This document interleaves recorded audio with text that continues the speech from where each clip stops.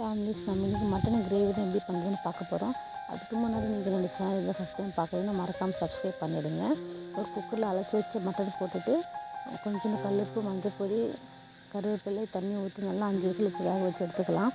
அதுக்கப்புறம் ஒரு மிக்ஸி ஜாரில் 3 வரமிளகாய், மிளகு, சீரகம், சோம்பு போட்டு நல்லா அரைச்சி எடுத்துகிட்டு அதே மிக்ஸி ஜார்லேயே கால் கப் அளவுக்கு தேங்காய், பட்டை, லவங்கம், ஏலக்காய் 2 எல்லாம் போட்டு நல்லா ஒரு பேஸ்ட்டாக அரைச்சி எடுத்துக்கலாம். நல்லா எண்ணெய், 2 பட்டை, 2 லவங்கம், ஒரு பிஞ்சால ஏலக்காய் போட்டு 3 நறுக்கி வச்ச வெங்காயம் போட்டு 2 பச்சை மிளகாய், கருவேப்பிலை போட்டு நல்லா வதக்கி எடுத்துக்கலாம்.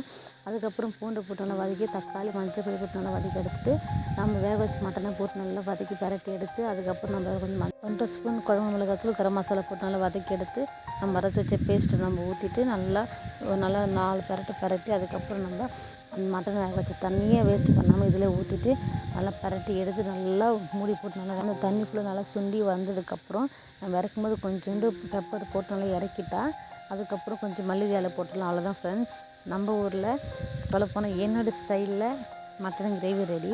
நான் இதுதான் ஃபஸ்ட் டைம் மட்டன் பண்ணியிருக்கேன். நீங்களும் இந்த மாதிரி வீட்டில் ட்ரை பண்ணிவிட்டு கண்டிப்பாக எனக்கு கமெண்ட் பண்ணுங்கள். இந்த வீடியோ உங்களுக்கு பிடிச்சிருந்தா மறக்காமல் லைக் பண்ணிவிடுங்க ஃப்ரெண்ட்ஸ். மறக்காமல் சப்ஸ்கிரைப் பண்ணிவிடுங்க.